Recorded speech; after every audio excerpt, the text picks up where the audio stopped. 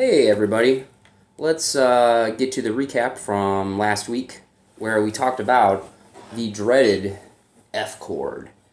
There's three different ways that we can play the F chord, and for this recap we'll start with the easiest way first. So the easiest way is going to be only on the top four strings, the E string, the B string, the G string, and the D string. So you're going to take your pointer finger and bar that across the first fret on the top two strings, the E string and the B string. You're going to take your middle finger and put it on the second fret on the G string. And then you're going to take your ring finger and put that on the third fret on the D string. So it'll look something like that. You're only going to play those four strings. So it makes it a little bit easier because you don't have to focus on trying to play all six notes at the same time. So that one again, pointer finger, first fret, E string and B string, middle finger, second fret, G string, ring finger, third fret, D string. And that's the simplest way to play an F chord. Next way is pretty much the same thing except you just add one more bass note. So on this one what you're going to do is the same type of fingering, starting with your pointer finger on the first fret, E string and B string, middle finger, second fret on your G string.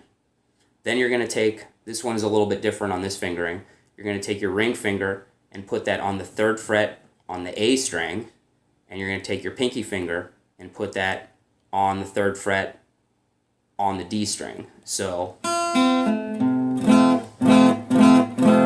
adds a little bit more depth to the chord.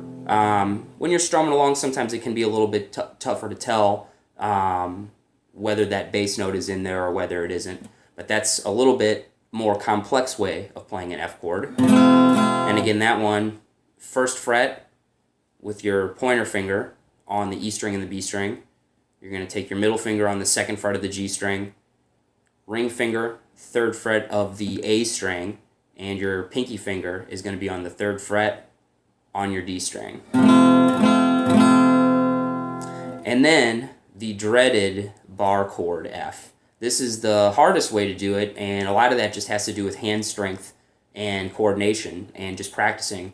So essentially what you're doing with that is you're taking a regular E chord,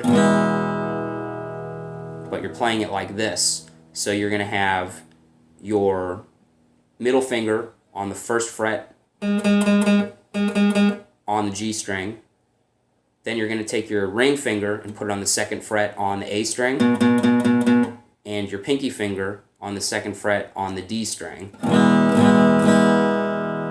got that shape down. It's a little bit unnatural like that, but the reason why, because then you take your pointer finger and you use that basically like a capo. So you have to use, the reason why it's called a bar is because you bar across with this finger. So you take your pointer finger and bar all the way across right behind the first fret, and then you use that shape.